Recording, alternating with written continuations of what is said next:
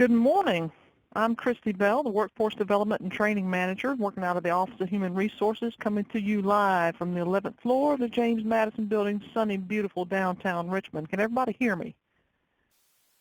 Type in the chat if you can hear me. Okay, good. Someone can hear? Great. Wonderful. Thank you. I'll tell y'all, I'm not an HR person. I'm actually a trainer.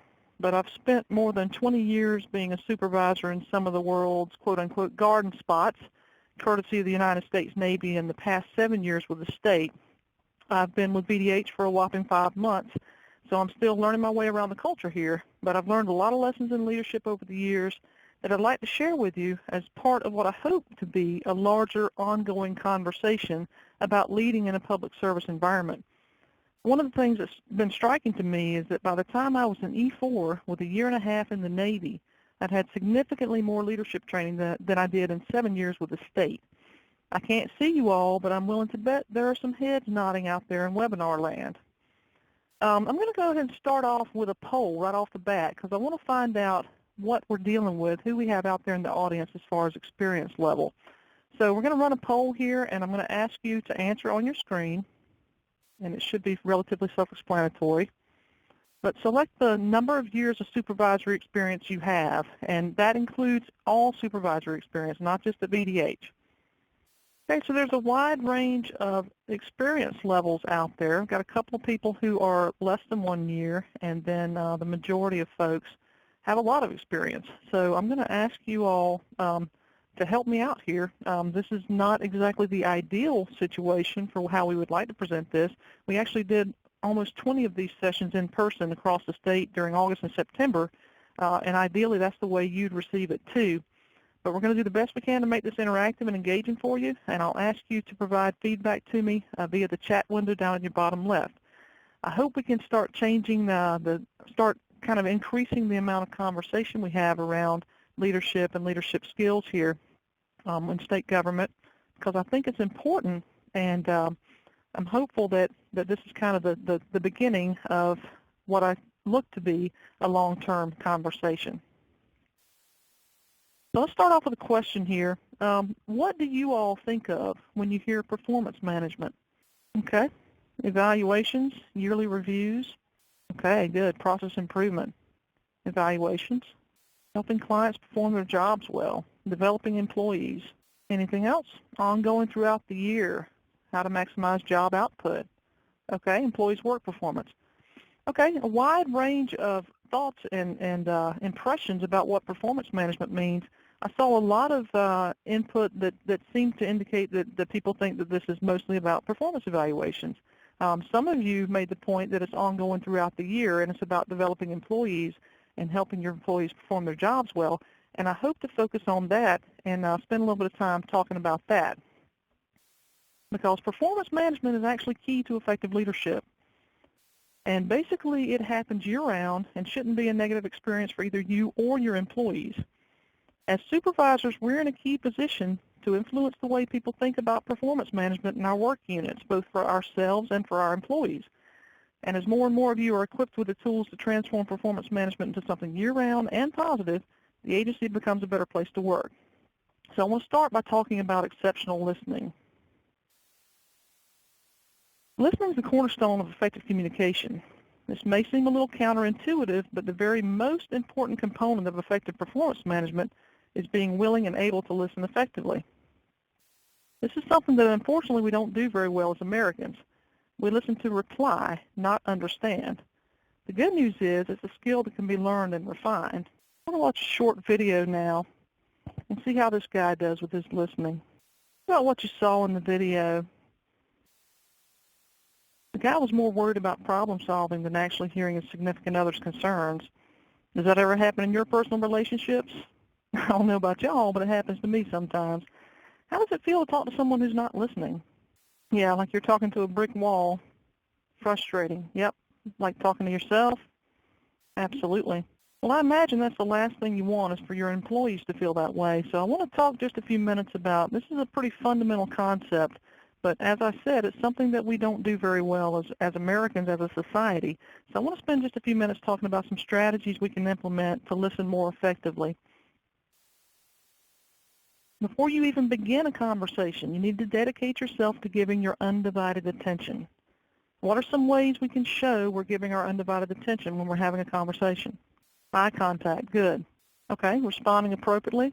Look at the person, reflect what you hear, let the phone ring on, okay? Yeah, putting cell phones and email away, put away other work, rephrasing what they've said, yeah, absolutely. All good answers, and we're going to get to several of these as we go through and talk about some of the other strategies. One of the things I have found very helpful is to remove myself from any distraction, like my computer monitor. I have one of those very desks, which kind of sets up a great wall of monitors in front of me. So one of the first things I do when someone comes in to speak with me is I'll roll my chair out from around the great wall of monitors so that I can actually look at the person and be directly across from them. I always try to, as you said, make good eye contact. I try to refrain from the subtle time check. It's never as subtle as you think. I practice good body language cues, which we'll talk more specifically about later. One of the things that I have a hard time with is I have what I like to call the continuously scrolling list of things that I have to get done. And you all probably have something similar. We're all busy people. We all have a lot going on at any given time. So I have to tell myself,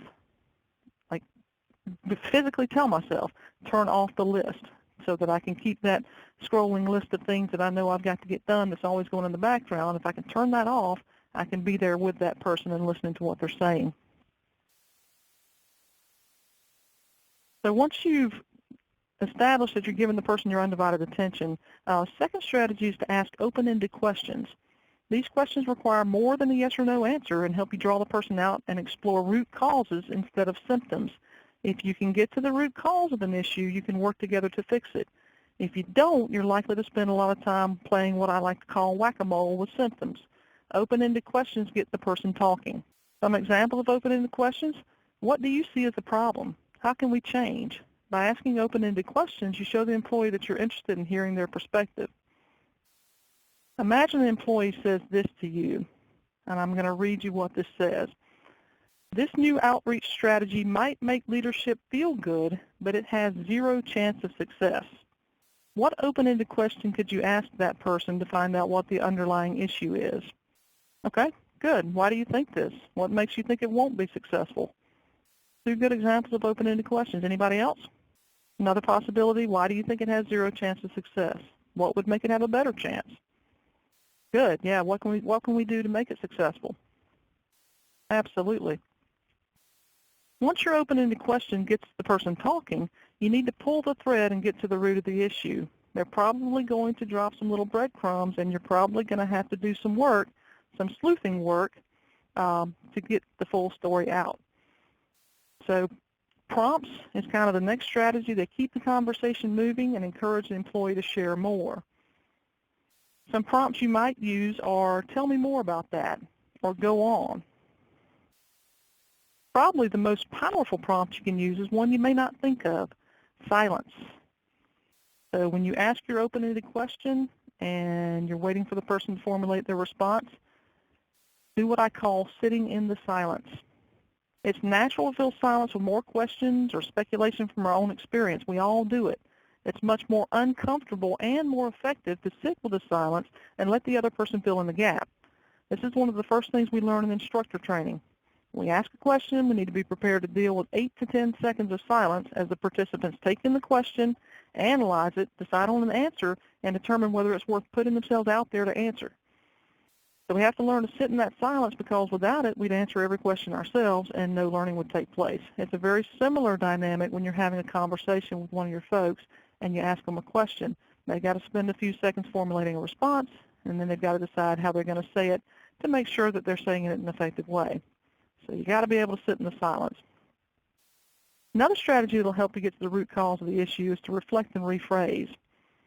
And this is one thing that Crystal pointed out as a possibility to show that they're paying attention. Another strategy will help you, this strategy will help you by summarizing, elaborating, or refocusing a long statement. So basically it's like taking in what the employee is saying and turning it around in your own words and repeating it back to the employee. The basic form of rephrasing starts with, it sounds like you're saying, or what I'm hearing is. So continuing our example from before, let's say your employee says this: I feel like they just unilaterally rolled out the implementation plan without getting anyone's input. How might you rephrase that?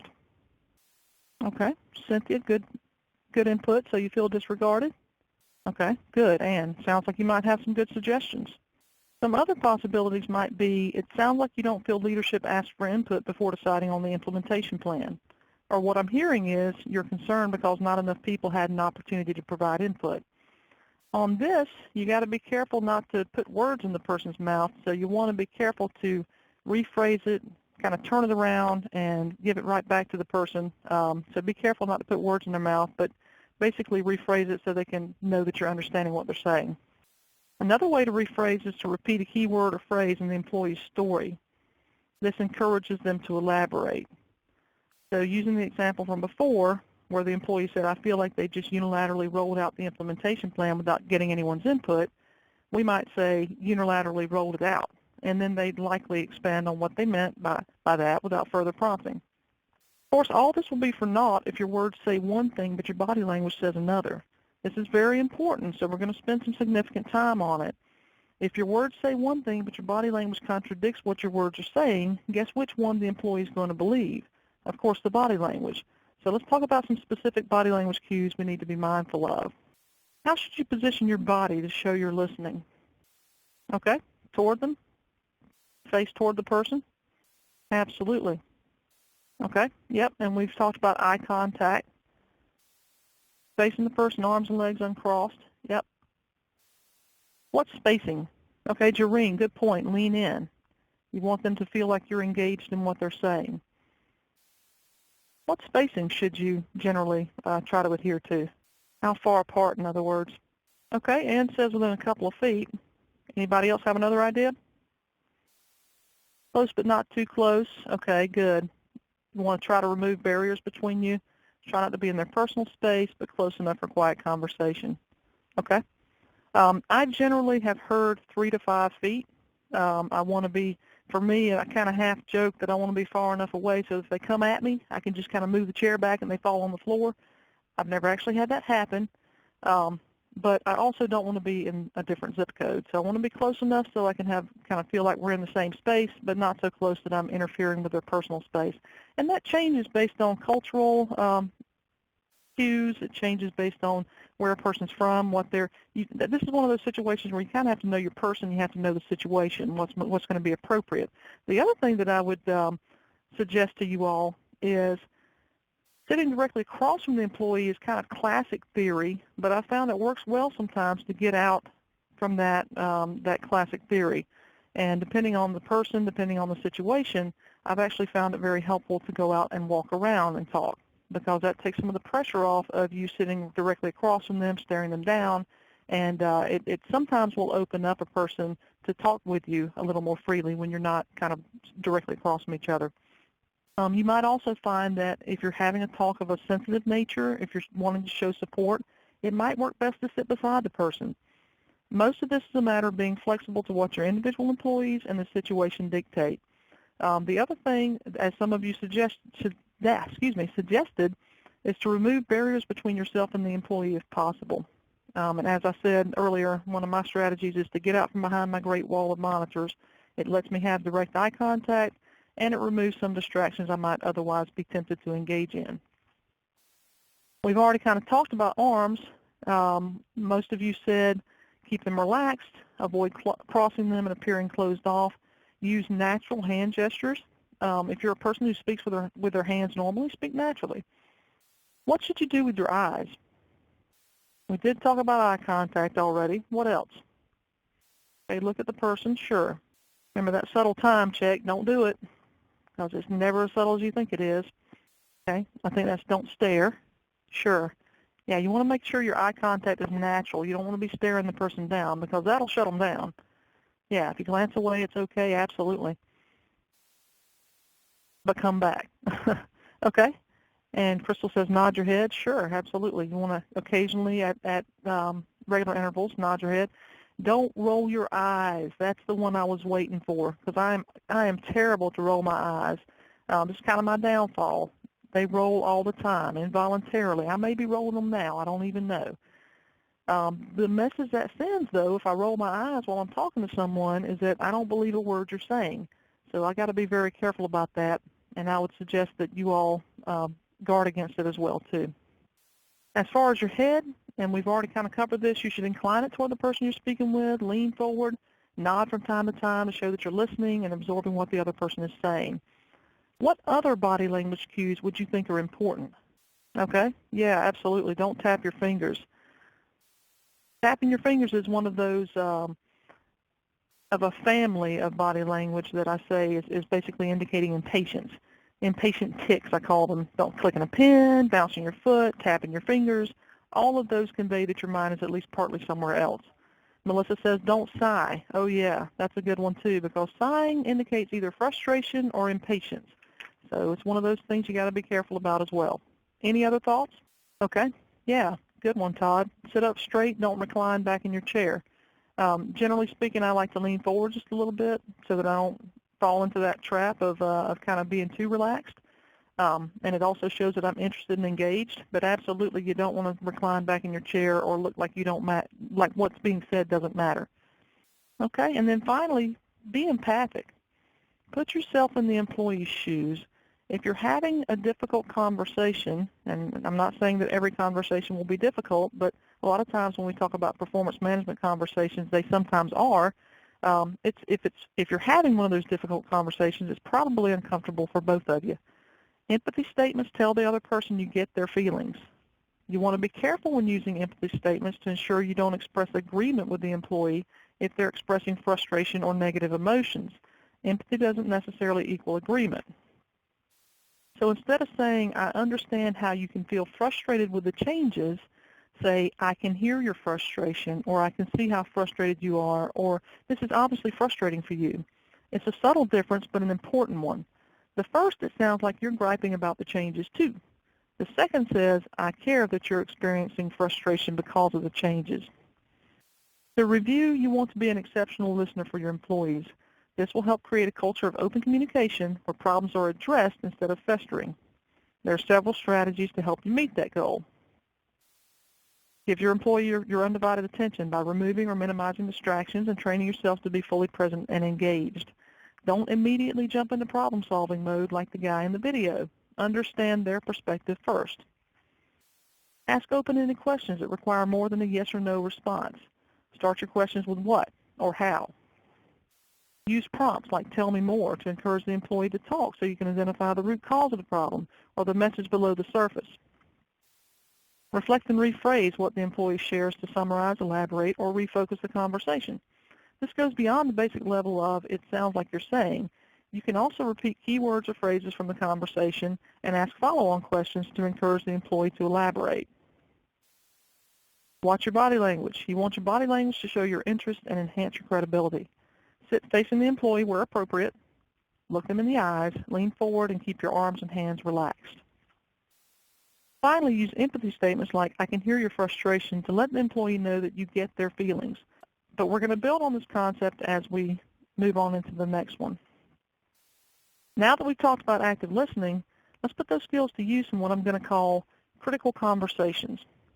Critical conversations are when we have to provide feedback to an employee who's not meeting the standard in some way. Sometimes people have a hard time with these types of conversations. I want to show you a model that, if done correctly, lets you address delicate issues professionally and assertively without causing resentment. First, let's explore what we mean when we say critical conversation in this context just a little bit more. We originally were actually calling these performance management conversations, but I don't like to call them that because we've already established that performance management is not just a negative thing. It's providing feedback, coaching, and mentoring. It's telling an employee when they've done a great job. So again, let's define critical conversations as a conversation where we need to address some issue with an employee. What are some examples of situations that might fit that bill? Okay, when there's a change in a process, when they don't meet benchmarks when everyone else is, when employees later absent often, taking on an additional task, problems with productivity and work quality, performance issue. Okay, good. Not meeting deliverables or deadlines. Okay. Or failure to perform work in a timely manner or at all. Absolutely. This is always my favorite part because you always get just a slew of answers to this question. Tardiness, performance issues, absolutely. Really, there's a lot of different reasons why you may need to have a critical conversation with an employee, and these are delicate, challenging situations to negotiate sometimes. Some other examples of when an employee isn't the right fit, when they don't have the skills and they're not able to acquire the skills to live up to expectations, when one of your employees isn't meeting the standards of conduct, or a team member's making the rest of the team miserable. At some point, you're going to have to address those. In a moment, I'm going to give you a model to follow that will help you navigate these conversations successfully and help your employees at the same time. Before we go into the model, though, there are a few tips to keep in mind. Before the conversation, I've always found it helped me to empower myself to see the other person as a partner instead of an adversary. I try to think of the conversation as an opportunity to engage one of my resources, one of my people, in problem solving to help the team be better. If you can think of it that way, it helps take some of the edge off. You want to understand your goal in having the conversation. What are you trying to accomplish? Is your goal to stop a behavior that's detrimental to your team, or is it to fundamentally alter your employee's perspective on his work? I suggest for individual conversations, it's easier to focus on a small goal of changing one behavior and then let your entire performance management system work on the employee's attitude toward his work. Take emotion out of it, including your negative emotions about the employee's performance and your apprehension about the conversation itself. None of us likes conflict. Believe me, I was raised in the Deep South. When I was a child growing up in South Alabama, we went to the Golden Corral every Sunday after church for 7 years running, until finally my poor sweet mama timidly advanced the idea, what do y'all think about going to Shoney's this week? And there was great rejoicing because none of us really wanted to go to Golden Corral, but we thought she did, so we kept going to avoid hurting anybody's feelings and to avoid the potential for conflict. So I get it. It's a hard thing. Conflict is difficult, but if you can take that negative emotion out of it, you're a step ahead to get from the get-go. Look for root causes. Remember, we can work together to fix the problem if we know what it really is. If we don't get to the bottom of that, we're doomed for a vicious cycle of addressing symptoms, which leads us to having these conversations over and over and over and over. Don't put it off. I always say you should address performance issues soon after they happen, with a couple of exceptions. If you or the employee have steam still coming out of your ears, you might wait a little while until the conversation can be held productively. If you need to personally witness a behavior to more credibly address it based on your own observations, it's good to wait. This gets into that situation where if something's happening and you haven't personally seen it, do you address it based on hearsay, or do you put yourself in a position to see it personally? I suggest you're better off if you can see it and observe it personally so that you can then address it. And then finally, I like to have these types of conversations at the end of the day for several reasons.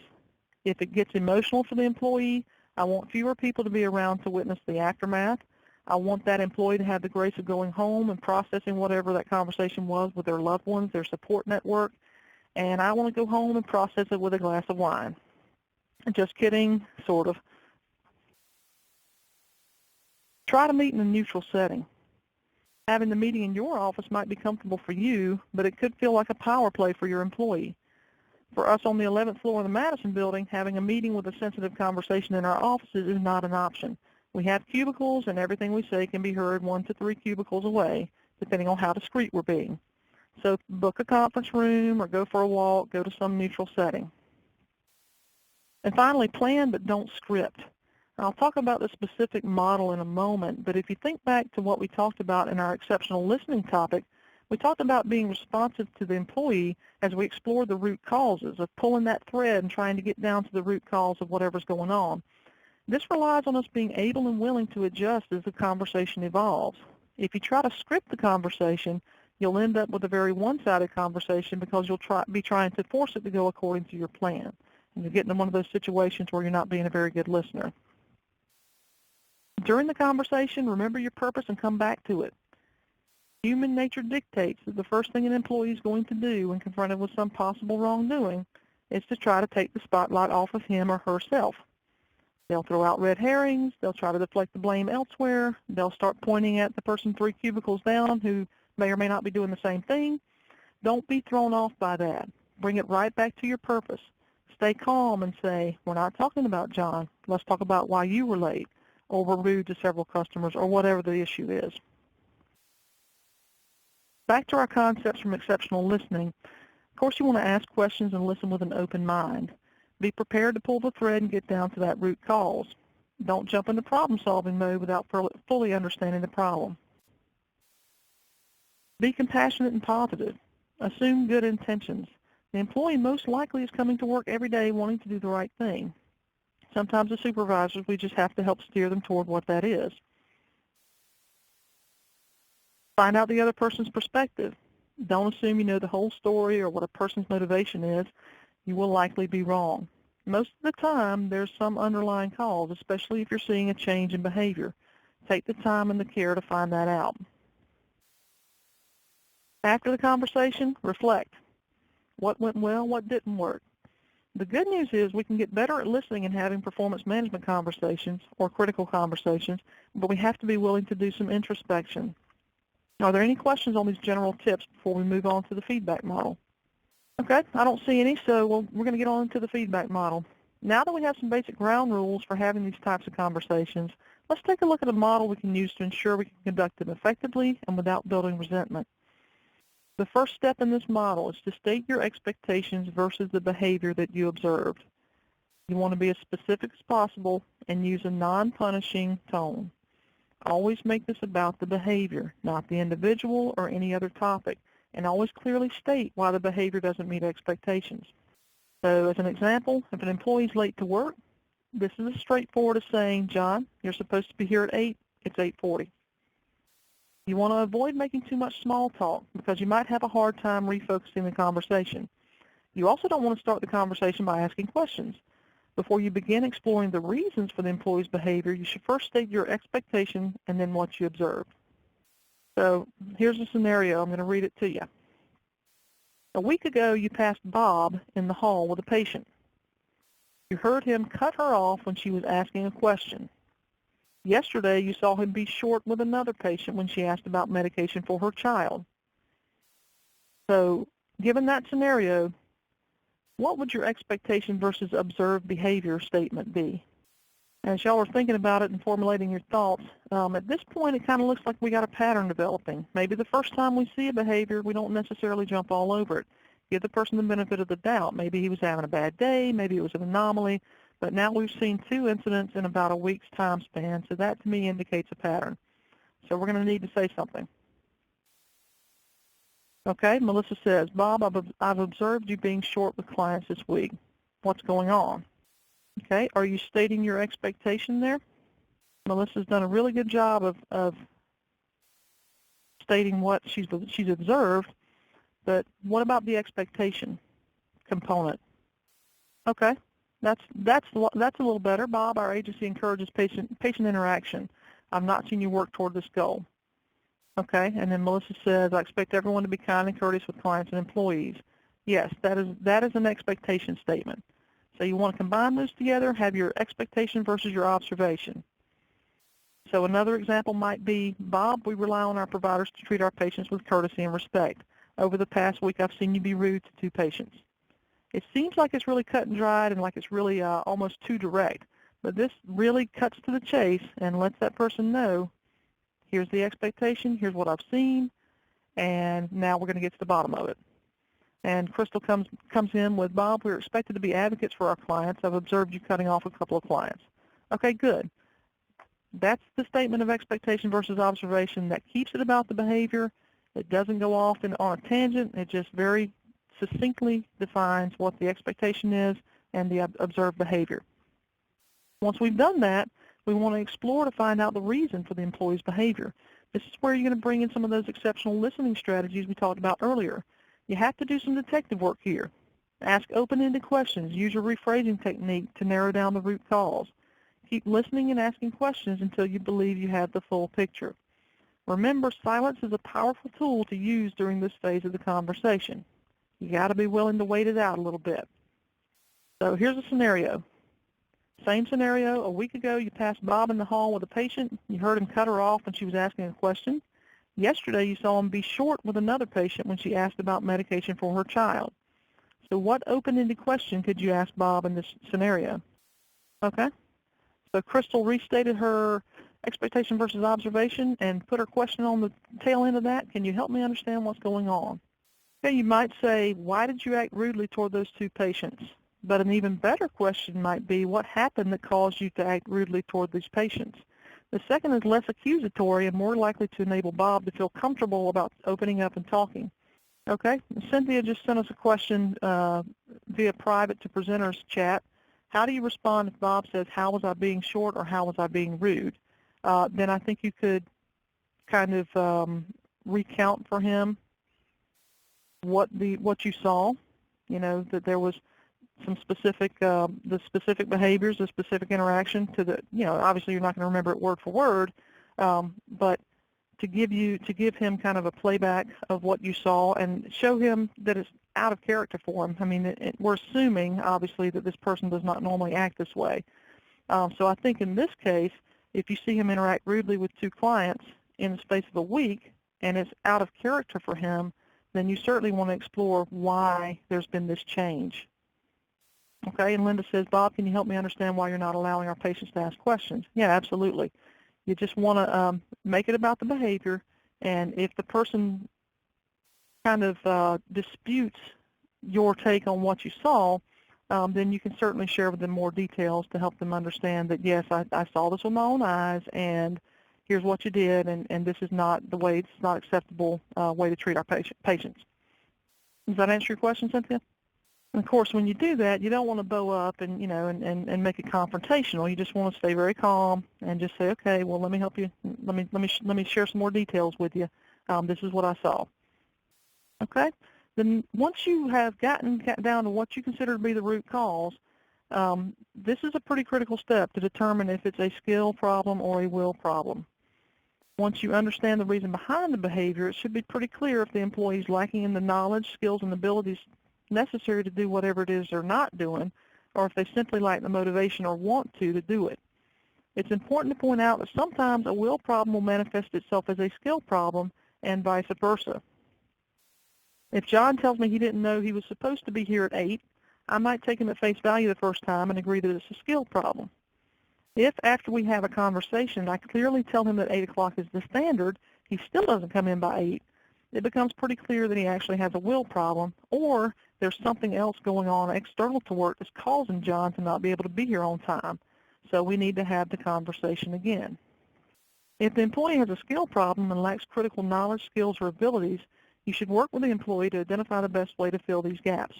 You can do this through training, finding resources for the employee like an experienced mentor or a job aide, or coaching. A lot of different ways to fill a KSA issue. If the employee is unclear about his or her role, you should clarify expectations.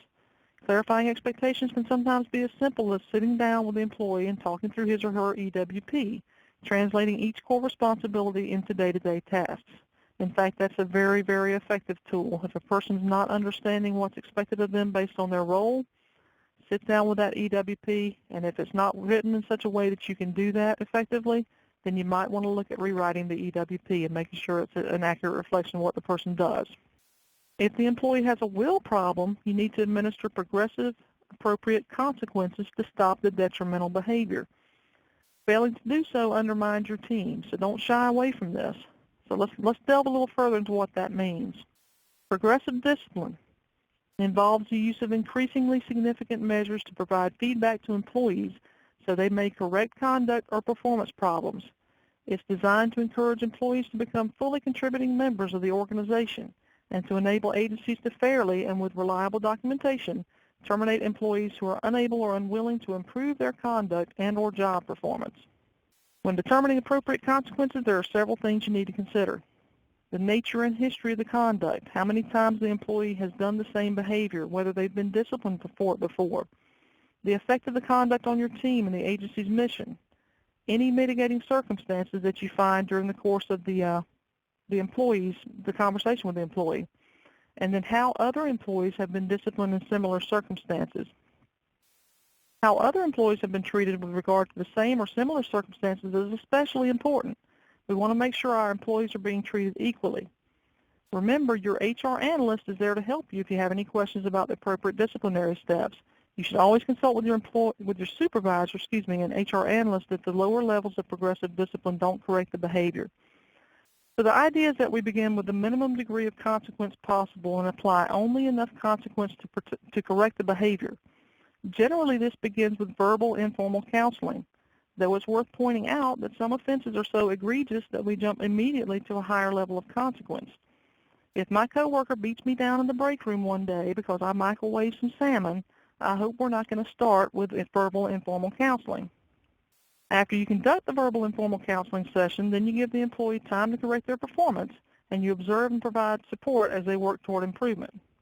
If the employee doesn't improve his or her performance, your next step would be to meet with him or her and issue a notice of improvement needed, substandard performance, with a 60 to 90-day performance improvement plan. You should work with the employee to create the improvement plan. You should have your HR analyst review it prior to finalizing.